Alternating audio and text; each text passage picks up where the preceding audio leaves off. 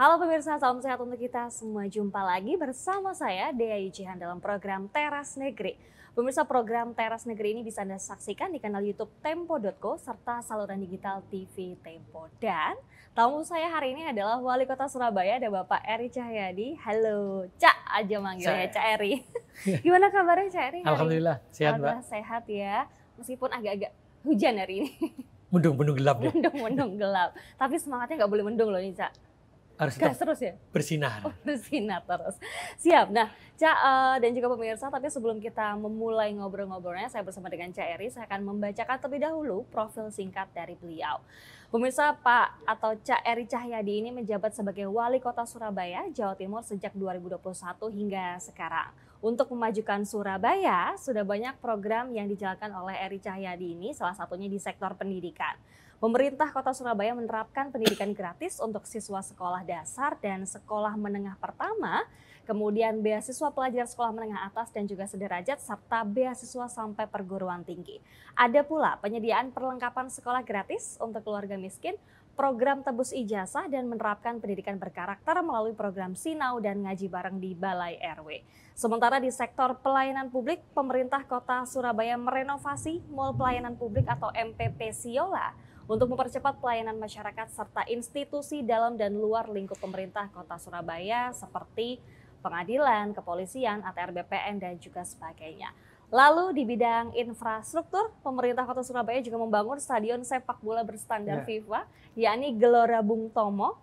Dan pemirsa, kemudian seperti apakah langkah lainnya dalam membangun Kota Surabaya? Langsung saja kita akan berbincang dengan Cak Eri Cahyadi. Cak, selamat datang kembali nih ya di Tempo ya, di studio Tempo ini. Nah mungkin boleh cerita lagi kali ini Cak, kira-kira tentu saja nih Cak Eri kan sudah tahu betul ya seluk-beluk Kota Surabaya begitu.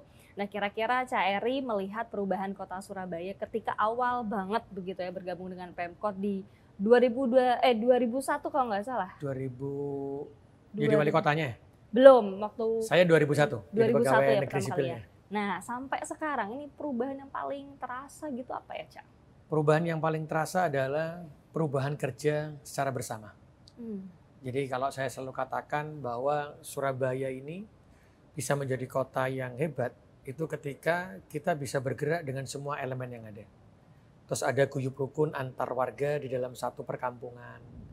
Ada yang kuat membantu yang lemah, ini terasa betul sekarang. Dan hasil-hasil itu sudah memunculkan hasil-hasil yang luar biasa. Karena hari ini saya memiliki RT, RW, LPMK yang luar biasa. Saya memiliki tim pendamping keluarga. Saya memiliki kader Surabaya hebat yang jumlahnya 48.000 yang ada di setiap RT. Dan mereka lah pemimpin sejati di kota Surabaya. Bersinergi dengan pemerintah kota, ditunjang oleh seluruh elemen, ditunjang oleh perguruan tinggi Pentahelik, itu guyupnya terasa betul di kota Surabaya dan dampaknya luar biasa sehingga kemiskinan Surabaya turun, stuntingnya turun, angka kematian ibu anak turun, IPM-nya naik karena ini kebersamaan. Jadi dari tahun 2021 seperti stunting turunnya drastis di tahun 2022 karena pergerakan kebersamaan ini. Sehingga inilah yang saya inginkan bahwa Surabaya selamanya akan guyup rukun seperti ini. Wah, jadi kesejahteraan warga naik karena tadi ya dasarnya bahwa guyupnya itu udah dapat banget ya Betul. Cak. Wah. Kan bukan warga ini naik sejahteranya bukan karena pemerintah saja. Bukan top down dari pemerintah yang terus begitu, tidak. Tapi bagaimana dalam satu kampung itu kalau ada yang mampu misalnya mengeluarkan zakat, maka zakatnya dikeluarkan di kampung itu untuk orang yang tidak mampu. Terus setelah itu menggerakkan balai RW bersama dengan ada orang sekolah, orang tua hebat, ada lagi semuanya kita jadikan satu. Dan itulah keguyupan itulah yang akhirnya menimbulkan kekeluargaan, akhirnya menjaga bersama karena saya bermimpi, bukan bermimpi dan harus menjadi kenyataan. Kota Surabaya ini membutuhkan pemimpin-pemimpin dari calon-calon anak bangsa yang hari ini mereka masih kecil. Maka tugas saya dengan orang-orang yang seumuran atau bahkan lebih tua dari saya adalah menyiapkan kota Surabaya sebagai kota yang ramah, sebagai kota yang nyaman untuk calon-calon pemimpin masa depan yang keluar dari kota Surabaya. Itulah tugas kami bersama. Disiapkan dari sekarang ya Cak? Siapkan mulai sekarang. Luar biasa. Oke, nah Cak ini sejak dilantik jadi wali kota Surabaya pertama kali di Februari 2021 betul ya. Nah apa saja sih program prioritas begitu yang sudah dilakukan di kota Surabaya? Jadi ketika dilantik tahun 2021, setiap apa yang saya kerjakan, saya ingin menurunkan apa yang menjadi permasalahan di kota. Jadi pada waktu yang saya lihat adalah kemiskinan. Setelah itu saya melihat lagi pengangguran. Saya melihat bayi stunting dan gizi buruk. Karena jangan sampai terjadi ini karena mereka adalah pemimpin bangsa di masa yang akan datang. Setelah itu angka kematian ibu dan anak. Setelah itu Gini rasio dan ekonomi yang kita turunkan. Disitulah tujuh prioritas itulah yang saya lakukan ketika melihat anggaran kota Surabaya. Hanya untuk dikejar menyelesaikan 7 ini. Selalu saya sampaikan bahwa saya tidak ingin membangun sesuatu bangunan yang monumental. Yang nilainya ratusan miliar tapi sumber daya manusia belum terselesaikan. Belum terbahagiakan, belum optimal. Karena itulah saya pegang ini dulu, 7 ini. Sehingga disitulah saya bergerak bagaimana meningkatkan kemampuan ekonomi untuk mengurangi kemiskinan. Bagaimana kita lakukan juga dengan pendidikan. Yang pendidikan tadi mengurangi ekonominya, kalau kemiskinan kan berarti pengeluarannya harus sedikit ya, pendapatannya masuk. Sehingga disitulah ada SPP gratis yang tadi disampaikan, untuk SD, SMP, juga SMA kita berikan. Bantuan-bantuan beasiswa. Itu kita sebenarnya untuk menyelesaikan ini semua. Dan alhamdulillah itu yang saya rasakan di tahun 2021 dan di tahun 2022 ketika kita kerja bersama tadi yang seperti saya sampaikan dengan kolaborasi, tidak ada wali kota yang hebat di Surabaya. Kalau ada wali kota yang mengatakan hebat di Surabaya itu mungkin satu kebodohan yang ada dalam diri kita. Saya sebagai wali kota. Karena apa? Kekuatan Surabaya itu adalah kekuatan kemasyarakatannya, kekeluargaannya. Dan itu terbukti dengan kolaborasi yang luar biasa tadi, dengan sinergi yang luar biasa, di Surabaya kemiskinan dari 5,3 menjadi 4,7%. Pengangguran terbuka dari 9,7 menjadi 7,8. Stunting tahun 2021 yang awalnya 28,9 di tahun 2022 menjadi 4,8% terendah di Indonesia. Awalnya 2021 tertinggi di Indonesia nomor 3, sekarang menjadi terendah di Indonesia menjadi 4,8. Yang keempat, Gini rasio IPM kita juga tertinggi di Jawa Timur. Jadi keberhasilan pembangunan ini tahun 2023 itu adalah keberhasilan seluruh warga kota Surabaya. Sehingga saya ingin menjalankan ini terus menjadi ideologi Pancasila, menjadikan wujud Pancasila tidak hanya dalam sila yang ada dalam Pancasila, tapi kita wujudkan dalam sebuah kehidupan dan ini terjadi. Dan inilah yang saya harapkan.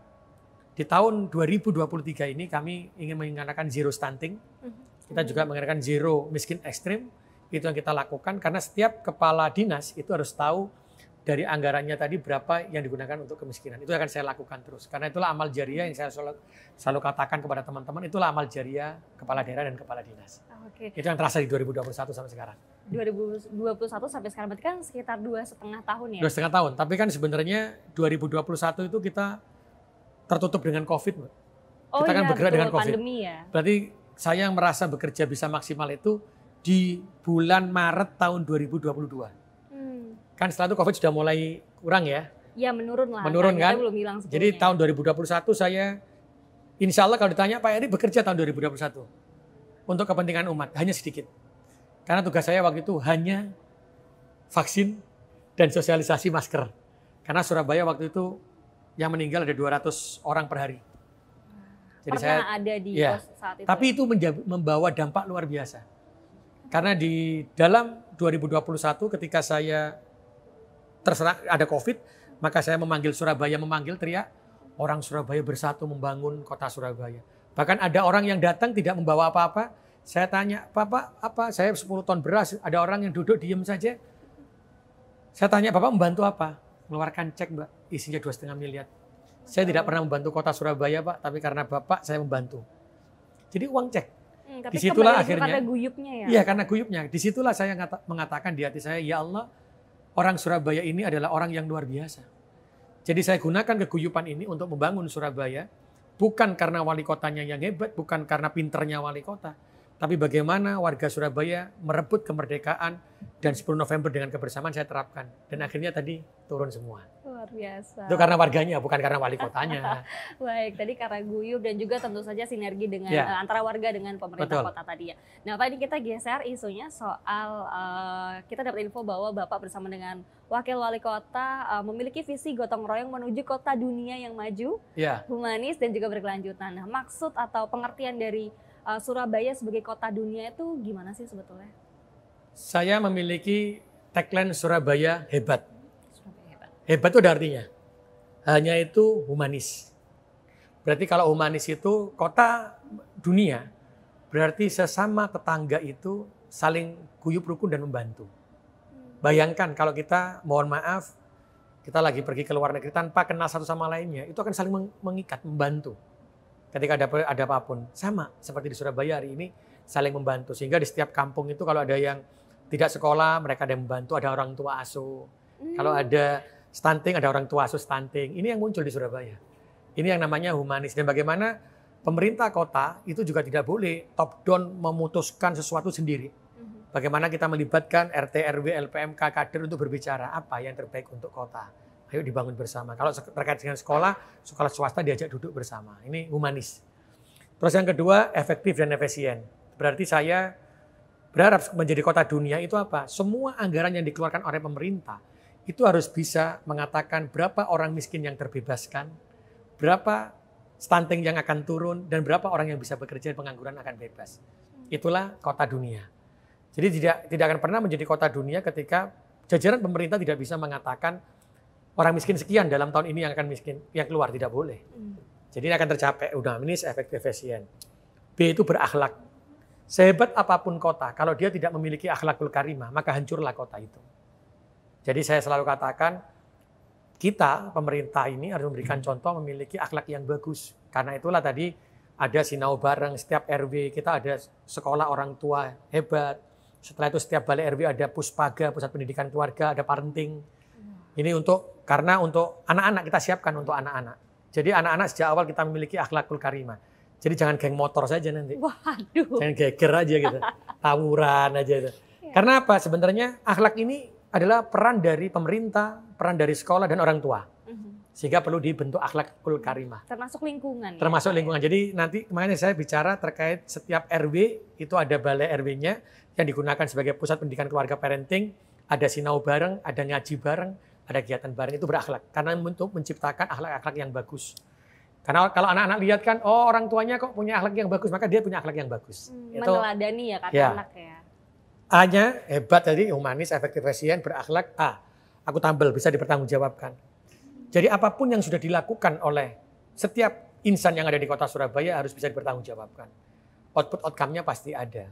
Wabil khusus di pemerintah kota, maka anggaran yang digunakan, kebijakan yang digunakan, yang diambil itu harus bisa dipertanggungjawabkan. Bisa tidak merubah yang tadi, kemiskinan turun atau tidak, stunting turun atau tidak, itulah yang akuntabel. T-nya transparan. Kalau mau lihat mungkin seluruh Indonesia, hanya ada di Surabaya. Setiap dinas, mulai kelurahan, kecamatan, dinas, itu ada monitor. Monitornya itu terlihat berapa penyerapan dinas itu hari ini. Berapa PAD-nya yang masuk hari ini. Berapa kepuasan masyarakat. Berapa stunting yang turun. Bisa dilihat di situ. Masyarakat bisa ngecek langsung. Bisa lihat. Langsung. Jadi kalau ada orang yang datang, tidak perlu lagi lihat, tapi dia tahu berapa yang sudah dilelang dari seluruhnya, berapa paket yang sudah dilelang. Berapa yang sudah dikerjakan. Itu kelihatan semuanya. Dan itulah transparan. Karena saya mengatakan, pertama teman-teman mengatakan, kita tidak pernah takut Pak, karena jangan pernah takut. Karena apa? Kita tidak melakukan hal yang salah. Tapi inilah sebagai kontrol. Apa? Ketika kamu tidak sesuai dengan ini, maka kita tidak pantas menjadi kepala dinas. Karena itu adalah kontrak kinerja. Jadi di ruangan saya, monitor yang ada di ruangan saya, itu isinya sama dengan persis yang ada di masing-masing OPD. Jadi warga itu kalau mau datang, lihat penyerapannya berapa, uangnya berapa, orang miskin berapa yang ada di kampungnya kelihatan semua. Bahkan hari ini, di pemerintah kota, di setiap RT RW, RT-nya saja kalau ditanya, Pak orang miskinnya berapa, tinggal buka HP. Dia tahu orang miskin saya sekian, yang stunting sekian, yang pengangguran sekian, tahu. Serba digital Pak. Itulah, karena saya berkatakan harus serba digital, bagaimana kita bisa tahu dan mensejahterakan warga kita. Kalau RT saja tidak pernah tahu, apalagi wali kotanya. Sehingga kita butuh sinergi yang kuat. Karena itulah saya bilang, pemimpin sejati itu adalah di RT, RW, LPMK, kader. Tapi tidak ada yang paling hebat. Karena RT, RW, LPMK, wali kotanya juga tempatnya salah, kan manusia tempatnya salah. Sehingga untuk melengkapi tadi kita menjadi keluarga besar. Itu yang kita lakukan di Surabaya. Keluarga besar, Surabaya hebat tadi ya. Ya, Pak, Surabaya kota hebat. dunia. Kota dunianya di sana. Jadi tadi itu humanis, efektif efisien, berakhlak, akuntabel, transparan. Jika itulah kota dunia. Jadi nanti ada orang yang kesusahan langsung kita bantu, tidak hanya melihat. Nah, Setelah itu ada yang ini bisa kalau tidak mampu dilaporkan. Tidak ada saling lebih baik, tidak saling menjatuhkan, tidak saling fitnah. Saya kalau turun selalu begitu, Pak.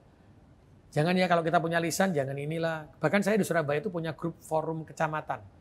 Jadi dalam satu forkom, namanya kecamatan Gayungan, itu ada semua RT, RW, LPMK di kecamatan yang mulai dari kelurahan itu kumpul di sini. Jadi saya tahu pergerakannya, apa masalahnya di sini, saya tahu semua. Terus yang kedua, nomor handphone saya ini saya berikan ke masyarakat. Jadi saya langsung bisa WA langsung. oh, jadi masyarakat Jadi bisa sehari itu 5.000 yang masuk.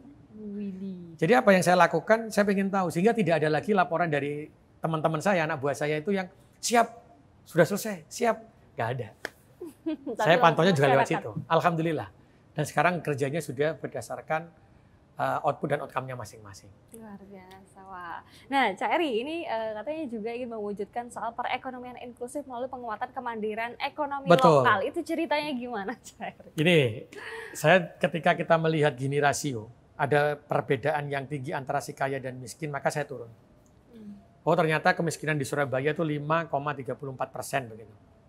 Sekitar hampir pada waktu 100.000 jiwa gitu. Berapa kakak 1.000 jiwa. Saya bicara, ini tidak bisa. Maka untuk menyelesaikan kemiskinan, maka secara otomatis pemerintah tidak bisa sendiri. Pemerintah harus berkolaborasi dengan semua pihak yang ada. Karena itulah ketika kemiskinan itu turun, bukan karena wali kotanya, sekali lagi saya bilang, tapi karena kehebatan orang Surabaya. Karena itulah saya meminta pada waktu itu mengumpulkan seluruh apartemen, mall, dan hotel. Sehingga saya bilang, bisa nggak kalau cuciannya itu dikerjakan oleh kita? Bisa. Membuat sendalnya bisa nggak? Boleh. Setelah itu kita buat lagi. Oh ada nggak chef yang pinter masak? Gitu, ada. Kita bangun. Akhirnya orang-orang yang mohon maaf yang tadi masuk keluarga miskin kita kumpulkan, kita latih sesuai dengan apa yang kita butuhkan. Jadi ada yang laundry, padat karya, ada yang membuat sendal hotel, ada yang membuat paving, Mbak. Karena saya merubah teman-teman itu, UMKM itu bukan hanya membuat kue, tapi dia membuat sesuatu yang bisa dikerjakan. Contoh paving. Paving bisa dikerjakan UMKM. Maka pemerintah kota membelikan alat, mereka bekerja di sana, setelah itu hasil pavingnya kita ambil. Masukkan katalog, kita ambil. Dan itu alhamdulillah yang dari perusahaan paving ini, warga miskin yang kita berikan alat itu pendapatannya sampai 6 juta per bulan. Ada yang jahit itu sampai 4 juta per bulan. Bahkan kita punya tempat yang kita beli, terus kita latih chefnya itu kita latih dengan chef, mereka akhirnya membuka tempat makan itu omsetnya sampai 98 juta per bulan. Ada satu tempat, Romo Kalisari, itu aset. Selalu saya katakan ke teman-teman, saya tidak boleh menggunakan aset idle. Aset harus bermanfaat. Jadi kalau kita punya tambak, kerjakan orang di sana. Ada di Romo Kalisari Adventure, itu saya rubah. Saya beri kano, saya kasih ATV, bahkan ada jet ski. Waduh. Itu 100 orang miskin yang kerja di sana. Dan semua hasil yang dari kano, dari jet ski, termasuk tempat makan UMKM-nya itu, warung-warung itu saya berikan semua kepada orang miskin. Bahkan alhamdulillah, itu yang punya tempat makan atau warung bahasanya orang Surabaya, itu sekarang sudah punya pegawai. Untuk nambah pegawainya, untuk cuci piringnya. Akhirnya kan alhamdulillah. Hasilnya kan ada amal jariahnya. Mereka punya amal jariah, saya juga punya amal jariah. Kalau saya sebutkan, nggak percaya, mungkin bisa dilihat di sana, di sini. Di sana itu yang punya tempat makan tadi, itu satu hari, kalau hari Sabtu dan hari Minggu, itu pendapatannya satu hari Sabtu aja, itu bisa sampai 6-7 juta per hari omsetnya. Karena yang berkunjung itu kalau hari Sabtu dan Minggu itu 3.000 orang sampai 4.000 orang. Wisatawan tuh ya, Cak. Wisatawannya. Ternyata apa? Kalau pemerintah itu mau bisa. Dan inilah saya ingin mereka mandiri. Jangan tidak hanya mohon maaf betul mengandalkan bantuan saja.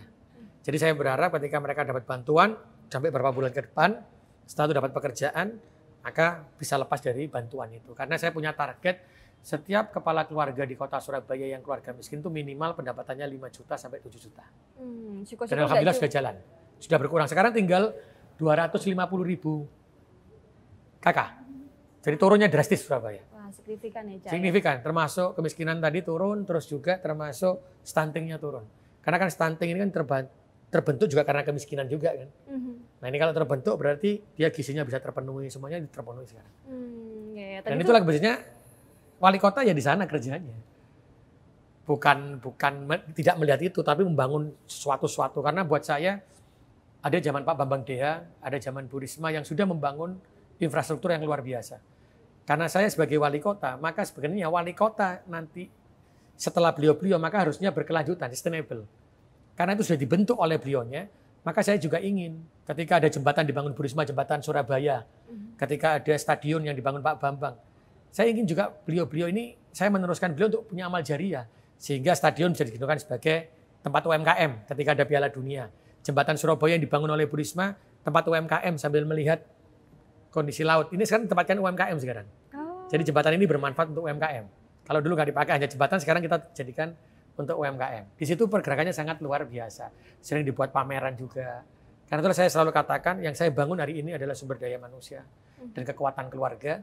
Bukan hanya membangun sesuatu yang nilainya monumental yang gede-gede tapi tidak bermanfaat untuk rakyat saya. Luar biasa, memberdayakan masyarakat. Betul. Dengan cara melibatkan, tadi ada melatih juga. Bahkan yang menarik tadi kalau menurut saya sih ya, masyarakat tuh yang tadi Cak Eri ceritakan gak cuma mandiri, bahkan bisa memberdayakan orang lain lagi. Itu yang saya bangga betul menjadi orang Surabaya karena semangatnya yang luar biasa. Tapi yang terpenting Mbak, memang kita harus menggerakkan UMKM ya.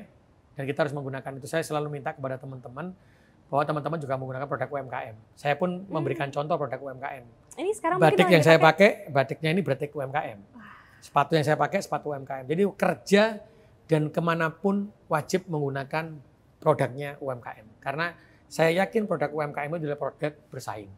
Jadi kalau saya kadang-kadang, Pak batiknya bagus. Kalau katanya orang tambah, ini berarti bukan karena wajah saya, tapi karena batiknya UMKM. Gitu. Tambah apa, Cak? Baik, luar biasa. Ini salah satu bentuk apresiasi juga ya kepada warga Surabaya dengan mengenakan dan memanfaatkan produk-produk lokal gitu. Nah, Cak, tapi dalam mengendalikan inflasi yang jadi isu nasional gitu ya, katanya Cak Eri menjalin kerjasama dengan pemerintah daerah penghasil bahan kebutuhan pokok seperti Nganjuk, Mojokerto, Blitar, segala kan. Itu ceritanya gimana sih? Jadi gini, setiap kepala daerah itu harus tahu neraca komoditi kebutuhannya di masing-masing wilayahnya. Jadi saya harus tahu ketika ada cabai rawit atau telur, maka telur dan cabai rawit ini kebutuhannya berapa sih yang dibeli oleh warga? Dalam satu hari berapa ton? Dalam satu bulan berapa ton? Dalam satu tahun berapa ton? Itu yang saya merubah mindsetnya teman-teman PNS. Setelah saya tahu neraca komoditi, maka saya lihat contoh seperti telur, umpamanya harganya 2.000 per kilo. Sekarang kok bisa naik menjadi 2.400 gitu. Saya tanya, coba cek di Blitar, apakah harganya naik atau tidak? Oh ternyata kalau harganya itu di Blitar tetap harga 1.800, nyampe Surabaya menjadi 2.300 karena apa? Oh karena BBM naik, maka kita subsidi BBM-nya. Tapi kalau ternyata harganya di sana sudah naik, oh karena pakannya dan macam-macam, maka kita bisa subsidi lainnya. Itu yang pertama. Yang kedua, karena saya sudah bisa melihat bahwa kebutuhan telur itu berapa ton per hari, per bulan, cabai rawit berapa kilo atau berapa ton, beras juga sama, saya kontak ke teman-teman yang menghasilkan telur, Blitar. Kebetulan kalau berambang bawang merah, bawang putih ada di Nganjuk. Saya tanya, Pak, saya bisa nggak Pak Bupati bisa nggak saya disediakan kalau bawang putih sekian ton per bulan? Loh apa jaminannya? Saya ambil, pasti saya ambil. Sehingga pasar di seluruh Surabaya itu saya ambil, mereka duduk saya kirim barangnya. Kecuali mereka bisa mengambil barang lainnya tapi dengan harga yang sama. Nah ini juga pakai aplikasi Pak, karena PD Pasar saya itu setiap pasar yang ada di Surabaya harus harganya sama. Ngontrolnya gimana tuh? Jadi setiap pasar itu ada pedagangnya memasukkan data setiap hari. Ada pengawas pasar yang di masing-masing pasar memasukkan harga berabangnya berapa, harga ini toko berapa. Jadi saya tahu, bisa lihat bahwa di hari ini toko mana yang berbeda. Harganya terendah berapa, tertinggi berapa. Nah kalau dia masih dalam masuk range saya perbolehkan. Kalau tidak, saya tidak perbolehkan. Maka kalau ada yang di luar tertinggi, maka saya minta PD Pasar untuk datang. Mereka tidak boleh ngambil barang lainnya. Kita berikan barang yang terbagus dengan harga yang paling murah seperti yang toko yang paling murah tadi. Ini memang pakai aplikasi, kalau nggak mungkin bisa. Aplikasinya e-pekan itu bukan? Bukan. Oh bukan. Jadi ini memang aplikasi untuk inflasi. Oh. Jadi setiap pedagang yang ada di pasar harus memasukkan, setiap kita ambil barang yang ada di pasar induk juga kita masukkan, sehingga kita bisa kontrol semuanya. Bahkan saya bisa rapat gitu, saya bisa mengatakan ke pasar induk, masa pasar induk harganya lebih mahal daripada pasar biasa, gitu ya. Itu akhirnya bisa dan terjadi itu. Secara digital. Sehingga kita juga bisa langsung pesan ke Ngawi untuk beras, ke bawang merah, bawang putih ada di Nganjuk, telur ada di Blitar, itu kita langsung ambil. Wow. Jadi kita memang harus punya neraca komoditi, kalau nggak punya ini, nggak mungkin kita bisa bergerak. Strategi kembali untuk menyejahterakan masyarakat tadi ya. Yeah. Nah Cak, ini kembali tadi di awal sebenarnya sudah sempat disinggung ya oleh Cak Eri adalah soal upaya untuk menekan stunting. Mungkin boleh diceritakan itu gimana sih strateginya, Cak? Jadi stunting itu di Surabaya tidak ketika bayi lahir itu diberikan intervensi agar dia tidak stunting, tidak. Kita ini sudah untuk stunting itu adalah sebelum mereka menikah, itu jangan sampai kekurangan magnesium kan, jangan kurang zat besi gitu. Bahkan sebelum menikah. Ya, jadi pada waktu dia anak kelas 6 SD yang sudah balik, yang sudah menstruasi, maka dia diberikan setiap seminggu, 2 minggu sekali itu zat besi, seminggu sekali zat besi.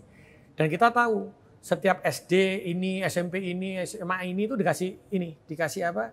Aplikasi. Hari ini dia sudah kasih obat, 2 minggu lagi sudah kasih lagi belum. Jadi ada aplikasinya, kita kan terlihat. Dia ketika sudah menstruasi. Setelah itu, ketika dia dewasa akan menikah, maka kita wajibkan mereka melalui aplikasi daftarnya. Di situ calon pengantin sudah kita sentuh. Ketika calon pengantin ini mengajukan, maka dia akan mendapatkan pendidikan keluarga dari DP3A.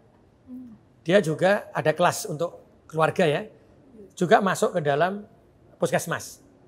Harus diukur lingkar lengan atasnya, terus beratnya berapa, tingginya berapa. Di situ kita akan tahu, oh ini akan resiko stunting atau tidak. Setelah itu masuk ke kelurahan, kelurahan membuat surat, maka kelurahan memasukkan ke dalam KUA. Jadi KUA tidak akan pernah menjalankan nikahnya kalau tidak ada data-data dari kelurahan tadi. Kelurahan dapatnya dari puskesmas dan pendampingan dari DP3A. Ketika itu di gereja juga sama, gereja, vihara, ketika memberikan surat nikah, maka dia meminta surat dulu dari kelurahan yang bukti tadi, barulah keluar. Ketika dia sudah keluar, maka secara otomatis dia akan berubah kakak. Kakaknya keluar otomatis, KTP diberikan gratis semuanya. Ketika dia sudah seperti itu, maka kita tahu, oh ini ada orang menikah, masuk ke kelurahan lagi. Kita dampingi, ada tim pendamping keluarga yang beresiko-beresiko kita dampingi. Itu namanya tim pendamping keluarga dan kader Surabaya Hebat.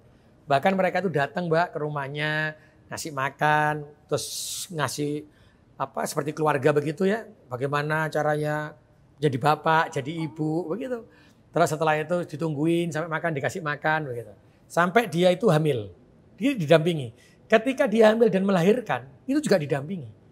Sampai bagaimana imunisasinya mereka harus komplit itu didampingi. Jadi pemerintah kota untuk mencegah yang namanya stunting tidak hanya pengobatan saja, tapi preventifnya kita yang apa namanya pencegahan kita juga jalankan sampai kita anak itu sampai tingkat SMP. Jadi saya tidak ingin anak-anak itu juga tidak mendapatkan imunisasi yang komplit. Jadi saya dapatkan mulai awal, jadi dia menstruasi tadi sampai dia SMP, imunisasinya juga harus lengkap. Itulah salah satu pencegahan stunting. Ternyata dengan pencegahan stunting ini luar biasa.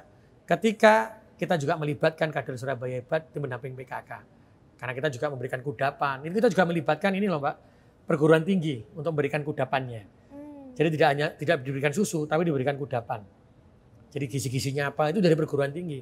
Terus dari orang tua asuh, orang yang kaya-kaya di Surabaya menjadi orang tua asuh karena tidak semuanya kita bisa kuat pegang semuanya. Dibantu sama mereka. Tadi inilah kekuatan Surabaya menurunkan stunting. Yang akhirnya 2021 28,9, di 2022 menjadi 4,8%. Kembali lagi karena gotong royong juga ternyata. Betul. Tadi. Wow. Karena guyup rukun yang luar biasa. Buktinya Pancasila kita lakukan di kota Surabaya. Luar biasa Cak Eri. Nah, oke kita sekarang beralih ke isu pendidikan nih Cak Eri. Ini kan kita tahu beberapa waktu yang lalu memang tadi udah disinggung lah ya, ada sedikit tawuran-tawuran pemuda itu mengatasinya gimana sih? Jadi sebenarnya pernah terjadi geng motor di kota Surabaya. Bahkan saya katakan warga Surabaya jangan tidur, bangun. jangan pernah diinjak kota ini. Tapi ketika saya mengatakan itu, maka semangat kota Surabaya muncul. Kenapa saya mengatakan jangan pernah diinjak? Karena dulu para pejuang di kota Surabaya, lahirnya Bung Karno, Bung Tomo di kota Surabaya, itu adalah semangat kekeluargaannya luar biasa. Semangat perjuangannya luar biasa. Berarti apa? Ketika ada geng motor, ada anak yang lepas kendali, berarti itu tidak salah dia sendiri. Berarti ada salah pemerintah, ada salah sekolah, ada salah orang tua. Maka jangan pernah diinjak derajat kita untuk turun. Maka kita harus bangkit untuk bersatu. Dan akhirnya apa? Kami membentuk yang namanya pusat pendidikan keluarga di masing-masing Balai RW. Itu ada parenting. Parenting orang tua. Karena orang tua ini lupa. Orang tua ini sering agar anaknya diam, tidak tinggal dari rumahnya, orang tuanya kerja dikasih handphone. Akhirnya sosialisasinya berkurang. Akhirnya menjadi individualistis. Menjadi kapitalis. Ini yang bahaya. Karena itu kita mengadakan parenting untuk orang tua. Jangan pernah diinjak derajatnya Surabaya. Surabaya nggak pernah seperti itu. Malabi tewas di Surabaya karena kebersamaan kita. Apakah kita hilangkan kebersamaan itu? Tidak, kita bangunkan itu. Setelah itu kita bangunkan semuanya, orang-orang Surabaya bangkit menjaga, dan yang terakhir adalah sekolah kebangsaan. Kita buat sekolah kebangsaan. Ada yang mengatakan sekolah kebangsaan itu untuk orang nakal. Tidak. Kenapa sampai ada anak geng motor, ada anak minum minuman keras? Karena dia tidak memiliki rasa kebangsaan yang sangat tinggi. Karena kita bisa lihat, waktu saya kecil, saya hafal terkait dengan Undang-Undang Dasar, saya hafal pasal-pasalnya. Sampai hari ini dengan Undang-Undang Dasar 1945, pembukaan, bahwa, itu sampai hafal saya sampai bawah. Hari ini kita sediakan, jarang anak yang hafal itu. Berarti kita sekolahkan kebangsaan. Bagaimana dalam sekolah kebangsaan itu dia menghormati orang tuanya. Bahkan pada waktu sekolah kebangsaan, Pak, itu keluar menangis orang tuanya, dipeluk anaknya, cium kakinya ibunya. Orang tuanya ngomong sama saya. Anak saya ini mulai dia SD sampai SMA tidak pernah minta maaf dan mencium kaki saya. Tapi keluar dari sekolah kebangsaan ini mereka bisa mencium kaki saya. Betapa bahagianya orang tua. Berarti apa? Ada jarak antara orang tua dengan anaknya. Guru juga begitu. Jangan pernah diinjak, karena dulu ayahnya Bung Karno mengajar juga di Jalan Sulung. Itu penuh kasih sayang. Jadi guru jangan mudah untuk mukul anak. Loh, anak ditempeleng, anaknya jadinya ikut nempeleng orang. Jadinya jadi geng motor. Tapi kalau penuh kasih sayang, tidak. Makanya harus buangin semuanya. Dan kenapa saya bangkitkan orang Surabaya? Karena pada waktu itu, Surabaya ketika ada geng motor, ketika tertangkap 80% bukan orang Surabaya. Oh, temuannya seperti itu ya, Cak? Loh, memang ketika ketangkap 80% geng motor itu bukan orang Surabaya. Ketika saya teriak bangkitnya semua, alhamdulillah. Luar kota Surabaya itu akhirnya seperti dari Gresik, dari mana? Sidoarjo ikut jaga, akhirnya aman lah Surabaya. Tapi sebenarnya dengan sekolah kebangsaan. Intinya apa? Intinya adalah rasa kasih sayang itu untuk menyelesaikan masalah lebih jauh lebih penting daripada kekerasan. Jadi saya bilang bangkitnya jangan menjadi tidur, kita harus bangun karena Surabaya sudah tertidur waktu itu, guyub rukunnya tertidur, kasih sayangnya tertidur, kita bangkitkan kembali dan alhamdulillah sekarang sudah muncul sekolah orang tua hebat di masing-masing Balai RW, ada sekolah kebangsaan dan lain-lain.